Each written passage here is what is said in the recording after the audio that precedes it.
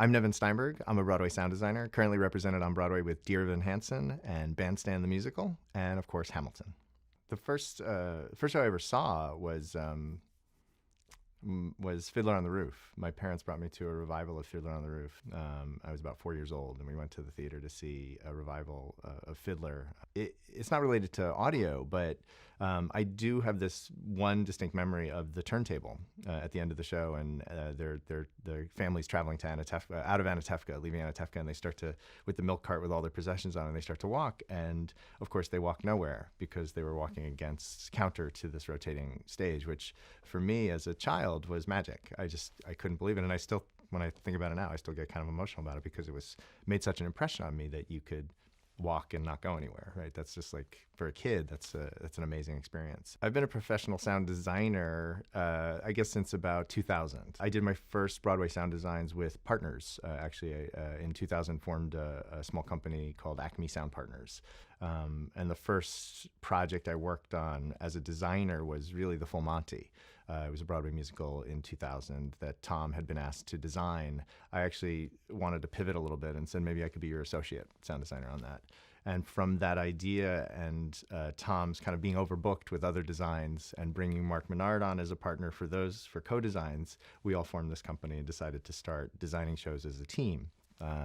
So Full Monty was the first. Bells Are Ringing, I guess a revival also in 2000 would have been the next, and then on from there for the next 11 years. One of our first projects as a team early on was the Delacorte Theater in Central Park. Actually decided to do a production of The Seagull, which they hired Mike Nichols to direct. I think the lore is that he agreed to do this only if they completely redid the sound system at the Delacorte. That he hated the way it sounded there, and he wouldn't direct this piece and bring to bear all of his resources unless the public was willing to renovate the whole sound system. And so Acme was hired as the sound designer, but also to redesign the sound system in the park. And I think Mike Nichols and the public and Acme kind of created a new environment for the Delacorte and Shakespeare in the Park.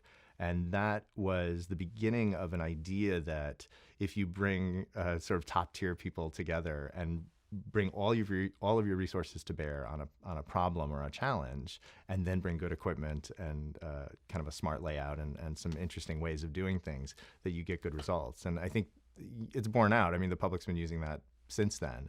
And The Seagull was an amazing success. It was amazing production, amazing success. 2012 is kind of one of the touchstones for me. It was after I actually left Acme Sound Partners. It was and I went out on my own, and I was actually struggling to find work.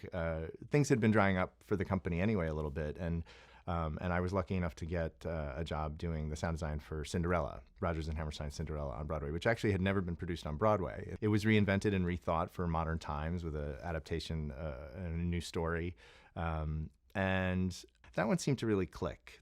We seemed to achieve something with the idea of how the show should sound and actually executing it, where those things sort of married in a way that felt very satisfying.